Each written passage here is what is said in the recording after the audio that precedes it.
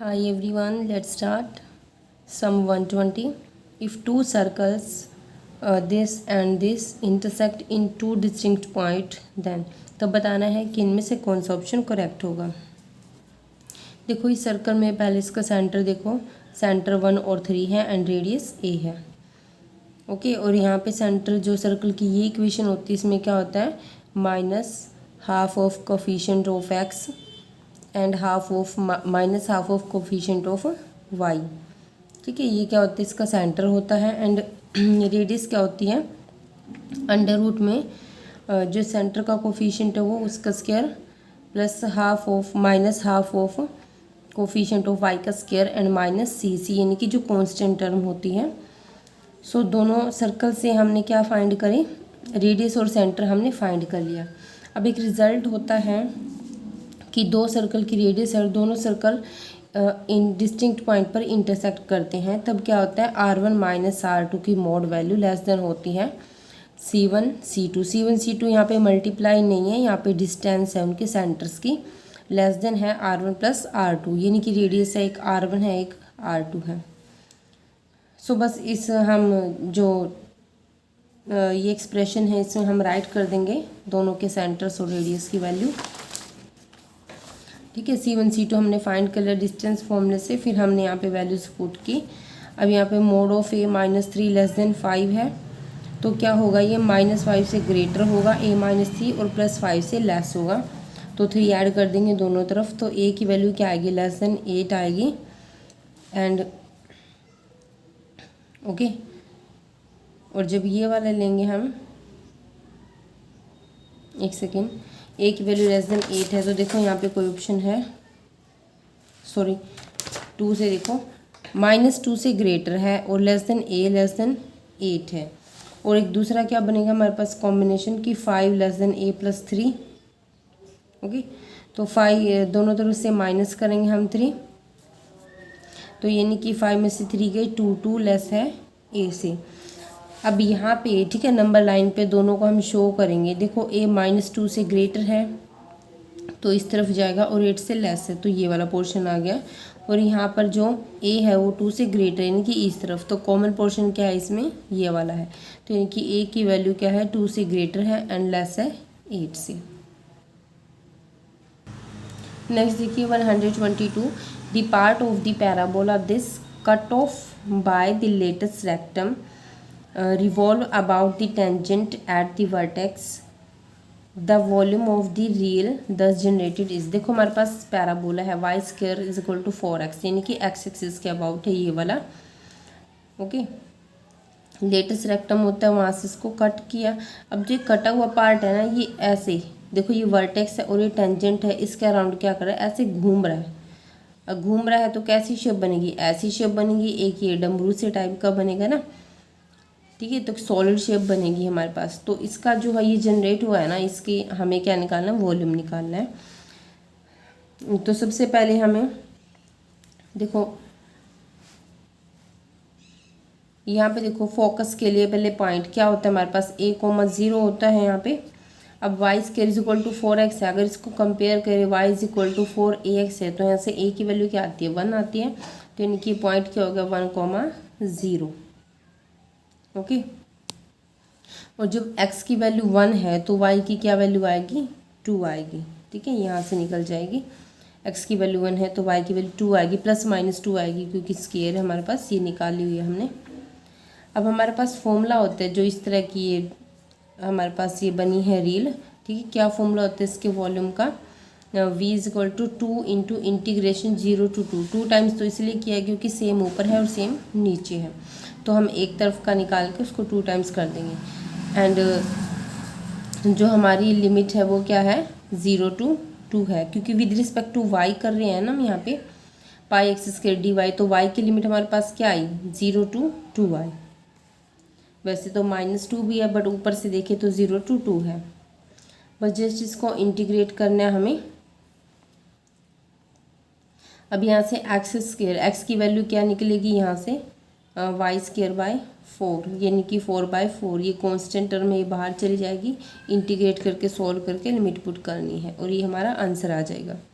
Next है the remainder when this is divided by 3। 3 से divide हम कैसे फाइंड करते थे, अगर 3 से कोई नंबर डिवाइड है तो कैसे फाइंड करते थे हम, सारों का सम जो है अगर 3 से डिवाइड है तो 3 से डिवाइड होता है, तो उसके लिए हम क्या करेंगे, इनका सम ले लेंगे जस्ट। अब देखो सेम सेम नंबर है, इसमें सम क्या आएगा 2 + 1 + 5, 2 + 1 + 5, यहाँ भी ऐसे ही आएगा। तो 0 को ऐड करेंगे तो कोई फ़र्क नहीं पड़ेगा, ये 4 टाइम्स है ना, तो 2 + 1 + 5 इसको 4 टाइम्स कर दीजिए, क्या आ जाएगा 32 आ जाएगा। 32 को फिर 3 से डिवाइड करो, ठीक है, रिमाइंडर बचेगा 2। ओके, नेक्स्ट है 124 f is equal to r to 0 to pi/2 defined by f of x tangent inverse this, then f will be on to function if f on to function कब होगा, हमें एक निकालनी है value a की, ठीक है। अब जब भी कोई फंक्शन ऑन टू होता है तो उसकी रेंज और कोडोमेन क्या होती है, इक्वल होती है, ओके। और इसकी क्या है, कोडोमेन क्या है, ये है, यानी कि जो f ऑफ x है वो इससे बिलोंग करेगा, कंप्लीटली बिलोंग करेगा, ठीक है। तो यानी कि 0 से ग्रेटर देन इक्वल टू होगा और लेस देन होगा π/2 से। तो एफ ऑफ एक्स की वैल्यू पुट कर दी हमने, टेंजेंट अप्लाई किया, तो यहाँ टेंजेंट 0, टेंजेंट π/2, यहाँ आ गया इन्फिनिटी और यहाँ आ गया 0। अब इन्फिनिटी से लेस है, 0 से ग्रेटर है, तो ये वाली टर्म ग्रेटर देन हो गई 0। अब इसको हमने होल स्केयर बनाया तो हमारे पास ये बना। अब जो होल स्केयर वाली टर्म है वो ग्रेटर देन इक्वल टू 0 तो होती है ऑलवेज, ठीक है, बट ये हमारे पास बचती है। और क्या चेक करेंगे हम कि ग्रेटर देन 0 है तो ठीक है, अगर ठीक है इसका फाइंड करना हमें कि क्या होगा, कि अगर x + 1/2 का स्केयर अगर 0 है, ओके, ये टर्म तो होगी 0, और जो 2a है वो लेस होगा -1/4 से, ठीक है, ये जो 1/4 है इससे भी लेस होगा, ये पहले नेगेटिव है तो नेगेटिव हो जाएगा, इट मीन्स ये साइड जो है left hand side less than 0 हो जाएगी। तो ये केस तो पॉसिबल नहीं है कि 2a लेस देन हो 1/4 से, इसका मतलब 2a क्या होगा, ग्रेटर देन होगा 1/4 से, तो a क्या होगा, ग्रेटर देन इक्वल टू 1/8। तो a belongs to closed interval 1/8 to infinity.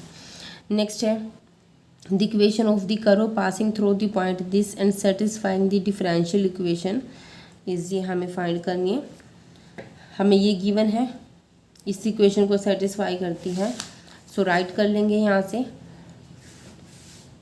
से x के टर्म है वो अलग कर लेंगे, y की टर्म अलग कर लेंगे, ओके, फिर इंटीग्रेट करेंगे बोथ साइड, और यहाँ पे देखो 1 + y² को t पुट करेंगे, then 2y dy is equal to dt, ठीक है, ये आप कर सकते हो इजिली, 1/x का log x आ जाएगा, ठीक है, ये हो जाएगा इजिली। इंटीग्रेट करना है, जस्ट इंटीग्रेट करने के बाद ये आएगा, यहाँ से कांस्टेंट की वैल्यू निकालने के लिए जो पॉइंट दिया है ना पासिंग पॉइंट वो पुट कर देंगे तो c की वैल्यू 1 आ जाएगी, तो हमारे पास ये आंसर आ जाएगा। The probability of a shooter hitting a target is 3/4। एक शूटर है जो एक टारगेट को हिट करता है, उसकी प्रोबेबिलिटी है 3/4। How many minimum number of times must he और शी फायर सो दैट, वो इस तरह से फायर करता है कि जो प्रोबेबिलिटी है hitting the target at least once is more than 0.99, कि कम से कम एक बार तो वो टारगेट को हिट करे और जो उसकी प्रोबेबिलिटी है वो 0.99 से क्या हो, ग्रेटर हो। यानी कि हमें क्या दी है, जो प्रोबेबिलिटी है x greater than is equal to 1। 1 क्यों है कि कम से कम एक बार तो करे हिट, तो एक से ज़्यादा, कम से कम एक है तो ज़्यादा से ज़्यादा भी हो सकता है, so x greater than is equal to 1 है, और ये किससे ग्रेटर होना चाहिए, 0.99 से। अब बाइनोमियल में क्या रूल होता है कि सारी जो प्रोबेबिलिटी होती है p(x) is equal to 0, p(x) is equal to 1, इनको प्लस करेंगे तो क्या आनी चाहिए, 1 आनी चाहिए।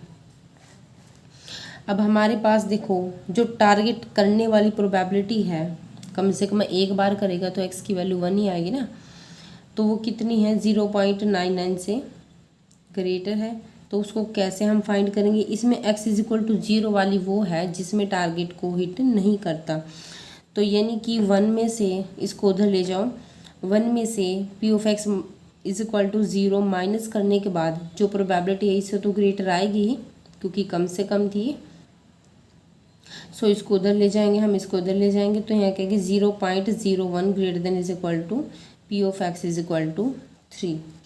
ये क्या बनेगा 1/100, ये इससे तो ग्रेटर होगा, ठीक है। अब आ जाओ इस पर, P of X is equal to 1, हमें 1 की निकालनी है, एटलीस्ट 1 की, और नंबर्स निकालने हैं। तो कैसे फाइंड करेंगे, बाइनोमियल वाला मेथड लगाएंगे। N C R P raise to the power R Q raise to the power N minus R. यहाँ पी क्या होता है, सक्सेस होती है, और क्यू क्या होता है, फेलियर की प्रोबेबिलिटी होती है। सक्सेसर की अगर 3/4 थी तो फेलियर की क्या होगी, 4 में से 3 या 1 तो 1/4। एन की वैल्यू हमें पता नहीं है, ओके।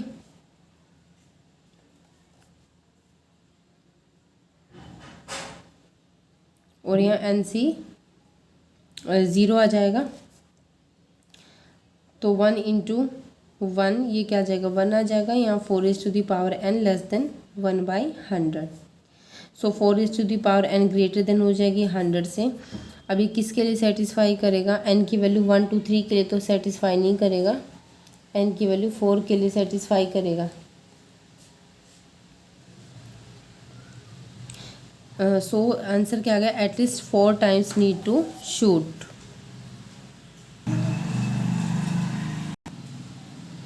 नेक्स्ट है 127, 1/1 factorial, 4/2 factorial, 7/3 factorial, 10/4 factorial up to infinity is equal to. अब देखो ई में दिख रही है आपको इसकी वैल्यू, ठीक है। अब कुछ याद आ रहा है कि ई की एक्सपेंशन क्या होती है, E raise to the power X is equal to होता है 1 + x/1 factorial, x² 2 factorial up to so on, ये होती है। अब देखिए अगर हम x की जगह 1 पुट करें, क्योंकि यहाँ पे e की पावर 1 ही है, तो हमारे पास क्या आ जाएगा, e is equal to 1 + 1/1 factorial plus 1/2 factorial plus 1/3 factorial up to so on. अब हमें इस फॉर्म में लेके आना है, कुछ भी ऐसा बन जाए हमारे पास। सो 1 को हम राइट कर सकते हैं 3 - 2, 4 को राइट कर सकते हैं 6 - 2, 7 को राइट कर सकते हैं 9 - 2, यानी कि 3 के मल्टीपल में बनेगा। तो 3/1 factorial, 6/2, 9/3 factorial up to so on. इसको हमने अलग कर दिया, और जो -2 वाली उसको अलग कर दिया। माइनस ब्रैकेट में हमारे पास ये बचेगा, इसकी वैल्यू क्या थी हमारे पास, ई थी, ओके। ई नहीं, ये 1 उधर चला जाएगा, ठीक है, ई -1। सो 3 इंटू दिस, यहाँ से 2 क्या कट जाएगा, 2 से कैंसिल हो जाएगा। 3 जब 3 फैक्टोरियल को ओपन करेंगे 3 से कैंसिल हो जाएगा, तो 1/2 फैक्टोरियल। सो यहाँ से हमारे पास क्या बचेगा, 3 इंटू, ठीक है, ये वैल्यू बचेगी, और ये क्या है ई की वैल्यू, और यहाँ पे 2 into E -2, 2e - +2, okay, and which is equal to 3 में से 2